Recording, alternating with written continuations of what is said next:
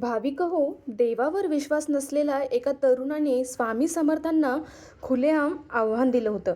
पण काही दिवसांनी त्याच्या आयुष्यात अशी घटना घडली की त्याला स्वतःच्या डोळ्यावर विश्वास बसला नाही. त्या माणसाने माझं नाव कसं ओळखलं हा प्रश्न त्याच मुलाचा होता. त्या मुलाचे नाव होते रोहित. तो एक तरुण प्रसिद्ध छायाचित्रकार होता. त्याचे फोटो मोठमोठ्या प्रदर्शनामध्ये लावले जायचे. लोक त्याच्या कामाचे खूप कौतुक करायचे.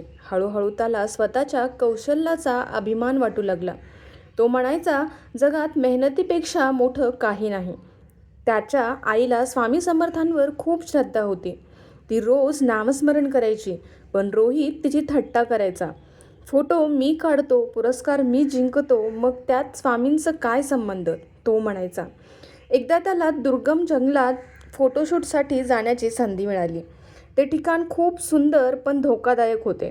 तो एकटाच कॅमेरा घेऊन निघाला. सकाळपासून फोटो काढत होता. दुपारपर्यंत त्याने अनेक सुंदर दृश्य टिपली. एका टेकडीवरून सूर्यास्ताचे फोटो घेण्याचा त्याचा विचार होता. तो वर चढू लागला. फोटो काढण्यात इतका गुंतला की परतीचा रस्ता विसरला. संध्याकाळ झाली. हळूहळू अंधार वाढू लागला. मोबाईलला नेटवर्क नव्हता. आजूबाजूला फक्त जंगल आणि शांतता होती. पहिल्यांदा त्याच्या मनात भीती निर्माण झाली. तो इकडे तिकडे फिरत राहिला, पण योग्य वाट सापडत नव्हती. रात्र झाली. अचानक दूर एक कंदील दिसला. त्या प्रकाशाजवळ एक वृद्ध व्यक्ती उभी होती. चेहऱ्यावर विलक्षण शांतता होती. वृद्ध म्हणाले, रोहित, घाबरू नकोस. हे ऐकून तो चकित झाला. त्याने आपले नाव सांगितलेच नव्हते. तो विचारणार इतक्यात वृद्ध पुढे चालू लागले. माझ्या मागे ये, ते म्हणाले. रोहित त्यांच्या मागे गेला. जंगलातील गुंतागुंतीच्या वाटातून ते चालत होते. जणू त्यांना प्रत्येक मार्ग माहीत होता. थोड्या वेळाने मुख्य रस्ता दिसू लागला. दूर वाहनांचे दिवे दिसत होते. रोहित सुटकेचा श्वास घेतला. तो मागे वळून पाहिला आणि म्हणाला, काका, तुमचे खूप खूप आभार.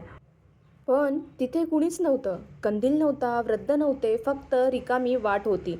तो स्तब्ध झाला. दुसऱ्या दिवशी घरी परतल्यावर त्याने ही गोष्ट आईला सांगितली. आई काही बोलली नाही. तिने फक्त स्वामी समर्थांचा फोटो त्याच्यासमोर ठेवला. रोहित काही क्षण फोटो पाहत राहिला आणि अचानक त्याच्या अंगावर शहारे आले. कारण त्या फोटोतील डोळे आणि जंगलात भेटलेल्या वृद्धांचे डोळे अगदी सारखेच होते. पहिल्यांदाच त्याच्या मनात प्रश्न निर्माण झाला. मी नाव सांगितलं नव्हतं, मग त्यांना माझं नाव कसं माहिती होतं? त्याच्याकडे उत्तर नव्हतं. त्या दिवसानंतर रोहितचा अहंकार कमी होऊ लागला. त्याला समजलं, कौशल्य आपलं असू शकतं, पण योग्य वेळी मिळणारी साथ नेहमी आपल्या हातात नसते. आणि संकटाच्या वेळी जी अदृश्य शक्ती मदतीला धावून येते, तिला कदाचित लोक स्वामी समर्थांची कृपा म्हणतात. तुम्हालाही स्वामी समर्थांचा असा एखादा अनुभव आला असेल तर कमेंटमध्ये श्री स्वामी समर्थ नक्की लिहा. अशाच स्वामी समर्थांच्या प्रेरणादायी कथा आणि अनुभवांसाठी चॅनलला सबस्क्राईब करा. आणि व्हिडिओ आवडला असेल तर लाईक आणि शेअर करायला विसरू नका. श्री स्वामी समर्थ. जय जय स्वामी समर्थ. गण गण गणात बोते.